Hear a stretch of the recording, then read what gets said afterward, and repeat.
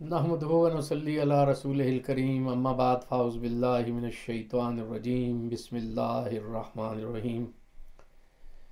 ناظرین محترم، قرآن مقدس نے ایک واقعہ بیان کیا ہے۔ حضرت طالوت اور ان کے معاصر بادشاہ جالوت کی جنگ کا، حضرت طالوت کے غالب آنے کا، اور پھر حضرت داؤد علیہ السلام کی جانشینی، حکمرانی، نبوت و رسالت اور خلافت کا۔ حضرت موسیٰ علیہ السلام بنی اسرائیل کو مصر سے نکال کر ان کی ارض موعود فلسطین کی طرف لے چلے، لیکن راستے میں بہت سے واقعات پیش آئے۔ صدیوں کی غلامی نے بنی اسرائیل کے قواعد عمل کو مزمحل کر دیا تھا۔ ان میں حجت بازی کی بڑی عادت پیدا ہو چکی تھی۔ وہ قدم قدم پر سرکشی کرتے، اللہ کے حکم کو ماننے سے انکار کر دیتے۔ حضرت موسیٰ علیہ السلام کا اسی جد و جہد میں وقت آخر آ گیا۔ پھر حضرت یوشع بن نون علیہ السلام ان کے جانشین ہوئے، اور حضرت یوشع بن نون بھی مختلف واقعات سے، حوادثات سے اور مراحل سے گزرتے ہوئے بہرحال انہیں ارض موعود میں لے جانے میں کامیاب ہوئے، اور فلسطین کا وسیع تر علاقہ بنی اسرائیل کے زیر نگیں آ گیا۔ حضرت یوشع بن نون نے مختلف سرداروں میں علاقے تقسیم کر دیے، جو ان کے 12 قبیلے تھے، ہر قبیلے کو ایک ایک علاقہ تفویض ہوا۔ وہ سردار علاقے کے انتظامات کے نگران مقرر ہوئے، ان کی مدد کے لیے قاضی مقرر ہو گئے، اور حضرت یوشع بن نون ان کے اجتماعی معاملات پر نظر رکھتے اور ان کی تعلیم و تربیت کرتے۔ ان کے وصال کے بعد بھی اللہ رب العزت نے بہت سے انبیاء اس علاقے میں مبعوث کیے۔ وہ انبیاء ان کے مجموعی معاملات کی نگرانی کرتے رہتے، انہیں رشد و ہدایت بھی کرتے، خیر کا راستہ بھی بتاتے، انہیں بہتر مشورے بھی دیتے، اور بوقت ضرورت رہنمائی بھی انجام دیتے۔ ایسا بھی ہوتا کہ ایک نبی کے دنیا سے چلے جانے کے بعد جو کوئی نیک نہاد، پاکیزہ، سرشت، اچھا عالم قاضی ہوتا، تو اللہ رب العزت نے اسے بھی نبوت سے سرفراز فرمایا، تو اللہ رب العزت انہیں بھی نبوت سے سرفراز فرما دیتا۔ اس طرح سلسلہ چلتا رہا، لیکن کوئی ایک مرکزی حکومت قائم نہ ہوئی۔ اس میں ان کے سیاسی معاملات بھی تھے، کچھ ذہنی معاملات بھی تھے، پسند ناپسند کے معاملات بھی تھے۔ تو گرد و نواح کی طاقتوں نے یہ دیکھا، تو انہوں نے پھر رفتہ رفتہ ان پر یورشیں شروع کیں۔ خاص طور پر عمالقہ ان پر حملہ آور ہوتے اور شکست و ریخت کرتے، آبادیوں کو لوٹ لیتے۔ اس طرح بنی اسرائیل بہت کمزور ہوتے گئے۔ یہاں تک معاملہ ہوا کہ عمالقہ نے حملہ کیا اور تابوت سکینہ، جو کہ بنی اسرائیل کے ہاں بڑا مقدس شمار ہوتا تھا، وہ بھی وہاں سے اٹھا کر لے گئے۔ اس تابوت سکینہ میں حضرت موسیٰ علیہ السلام کا عصا تھا اور دیگر مقدس اور مبارک چیزیں تھیں، نوشتے تھے، اور انبیاء کرام سے تعلق رکھنے والی بہت سی مبارک اشیاء اس میں موجود تھیں۔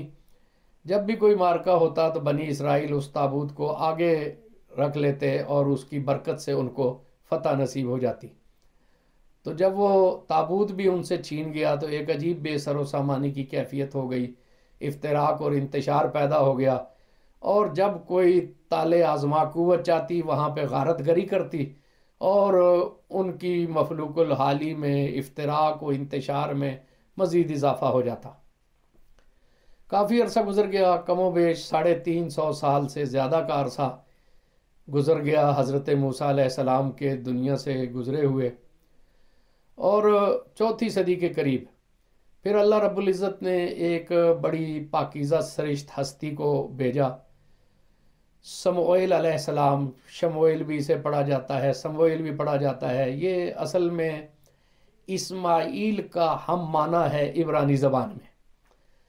تو حضرت شموئیل علیہ السلام کو اللہ رب العزت نے نبوت سے سرفراز فرمایا، وہ ساری زندگی ان کو ہدایت دیتے رہے، خیر کا، ہدایت کا راستہ بتاتے رہے۔ جب وہ بہت ضعیف ہو گئے اور معاشرے میں بھی بہت زیادہ شکست و ریخت ہو گئی سیاسی اعتبار سے، تو بنی اسرائیل کے سردار حاضر ہوئے اور کہنے لگے کہ ہمارے لیے کوئی ایک سلطان مقرر کر دیں، کوئی ایک حاکم بنا دیں، تاکہ وہ ہماری قوت کو مجتمع کرے اور ہم لوگ بھی مضبوط ہو جائیں، کسی ایک نظم کے پابند ہو جائیں اور ہم اپنی عظمت رفتہ کو واپس لا سکیں۔ حضرت شموئیل علیہ السلام ان کی عادتوں سے واقف تھے۔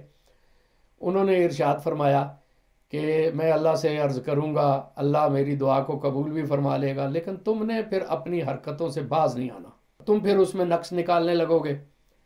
انہوں نے عرض کی کہ دیکھیں ہماری کیا حالت ہو گئی ہے، اب اتنے زوال کے بعد، اتنے انتشار و افتراق کے بعد، اتنی بے سر و سامانی کے بعد پھر ہم ایسا کس طرح کہیں گے۔ خیر ان کے اصرار پر انہوں نے دعا کی، اور پھر ایک نوجوان طالوت، اس کے بارے میں اعلان ہوا کہ یہ آج سے تمہارا حاکم ہے اور اللہ رب العزت نے اسے تمہارے لیے چنا ہے۔ انہوں نے سنا تو حیران ہوئے اور پھر اپنی اسی عادت کی طرف لوٹ آئے، کہنے لگے کہ یہ تو مالی اعتبار سے اتنا آسودہ بھی نہیں ہے، تو ہم اسے کیسے اپنا حکمران تسلیم کر لیں، اسے کیوں بنایا؟ حضرت شموئیل علیہ السلام نے فرمایا کہ دیکھو میں تمہیں کہتا تھا نا کہ تم اس حرکت سے باز نہیں آؤ گے، تم نے پھر اللہ کے حکم میں باتیں کرنی شروع کر دی ہیں، حجتیں کرنی شروع کر دی ہیں۔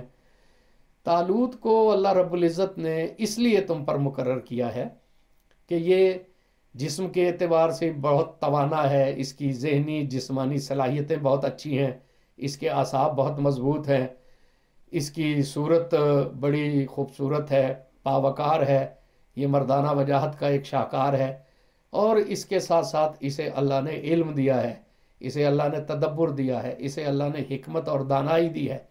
اور یاد رکھو کہ اعصاب کی مضبوطی اور حکمت و بصیرت، علم، یہ حکمرانی کے لیے ضروری ہے۔